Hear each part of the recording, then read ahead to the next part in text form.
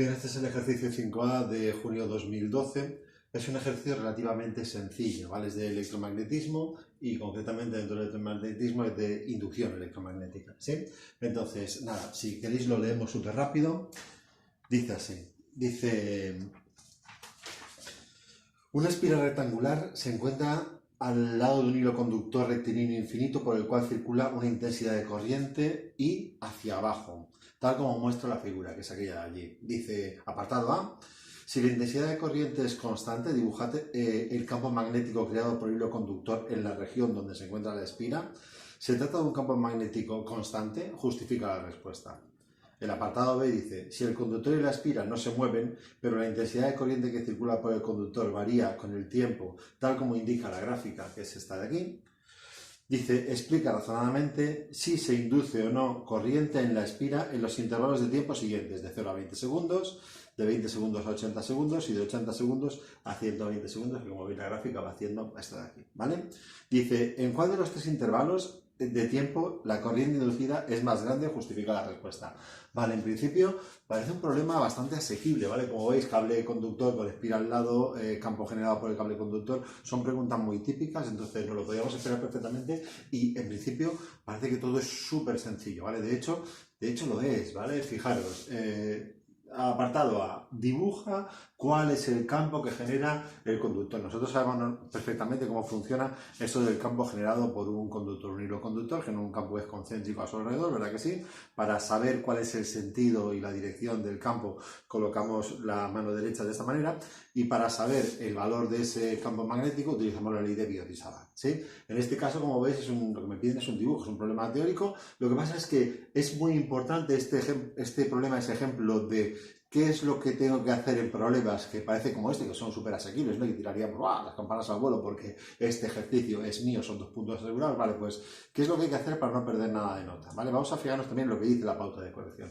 Vale, primero lo que haríamos es, bueno, tenemos esta situación, entonces colocaríamos nuestro pulgar, mano derecha, pulgar hacia abajo, y entonces veríamos que la mano derecha está de esta manera. ¿Qué significa? Si nos ponemos en la zona donde está el conductor, pues por aquí tendríamos cruces, ¿vale? Perpendicular y hacia dentro del papel, y por esta zona donde se encuentra la espiral tendríamos puntos perpendicular y hacia afuera. Por tanto, ya está, esa es la primera parte, haría el dibujo de allí. Si quiero ser muy realista, haría más cruces cuando estoy cerca, más puntos cuando estoy cerca, y a medida que me alejo del conductor, menos cruces y menos puntos, porque sabéis que depende la intensidad del campo de la distancia al conductor. Entonces, bueno, pero en definitiva me puntuaría bien el dibujo siempre y cuando dibujara aquí puntos y aquí cruces, ¿sí?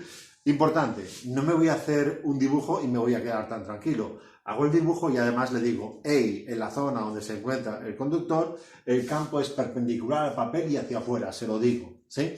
Eso vale 0,4, ¿sí? Si os fijáis en la pauta de corrección también se pegan una perolata del tipo teórico, decir, bueno, pues el campo que genera un conductor a su alrededor es un campo que bueno, es tangente a unas circunferencias, ¿sí? Que son concéntricas centradas en el cable.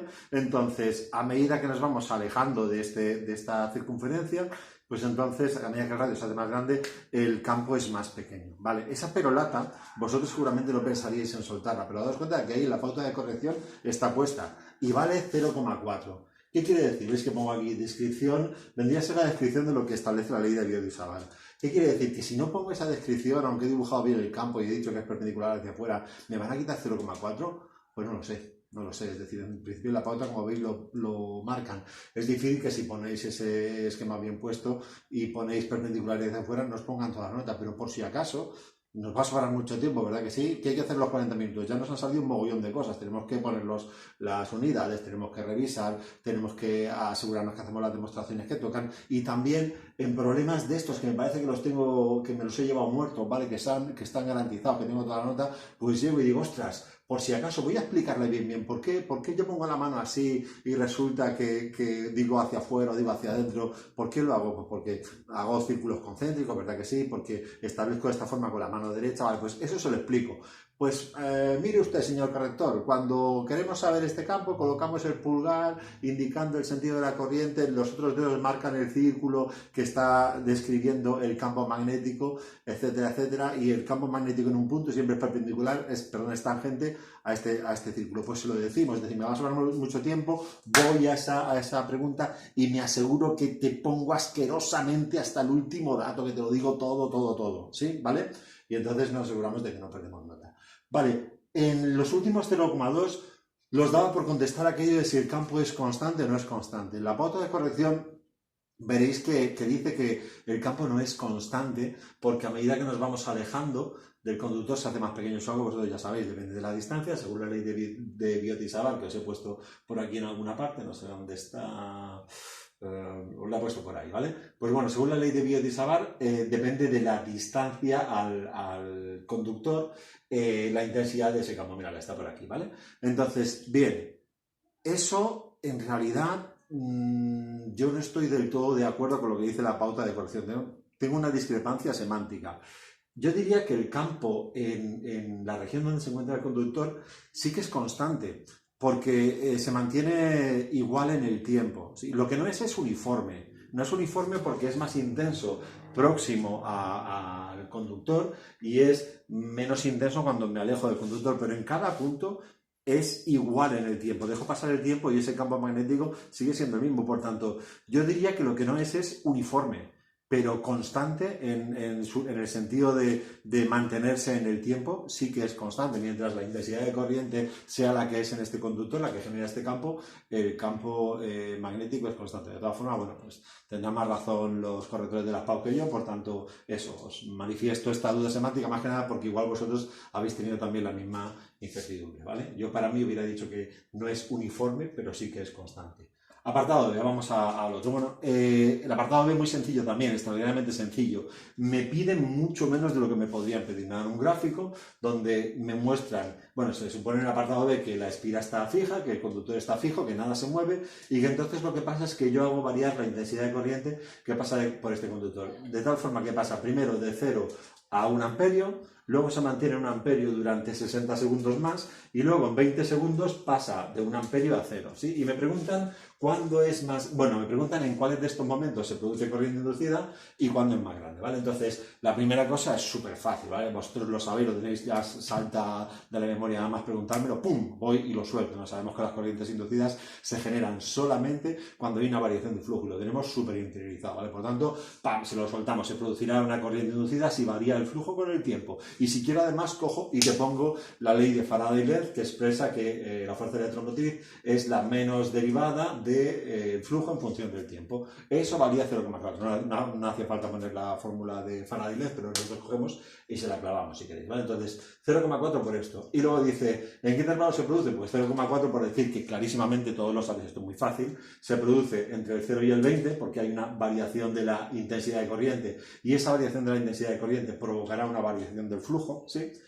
Luego, entre el 20 y el 80, nada, porque la corriente se mantiene, es verdad, hay un campo magnético, pero no hay una variación del campo magnético que provoque una variación del flujo, por tanto, no hay variación del flujo entre el 20 y el 80, no hay corriente inducida. Y se vuelve a producir corriente inducida en el sentido contrario del que se produjo aquí, entre el 80 y el 120, porque vuelve a haber una variación de la intensidad de corriente que provoca una variación del campo magnético que provoca una variación del flujo en función del tiempo, en aquellos 20 segundos, ¿sí?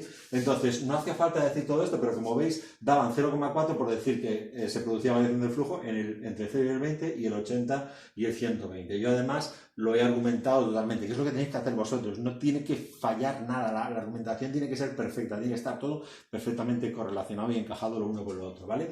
Entonces decimos, vale, varía en estos puntos porque se produce una variación de la intensidad. Al producirse una variación de la intensidad, eso provoca una variación del campo y entonces cojo y ¡pam! Le clavo ahí la ley de Faraday-Lenz donde se demuestra que ese campo magnético generado por el conductor está en función de la intensidad de corriente que pasa por el cable. Es una de las variables de las cuales depende, ¿vale?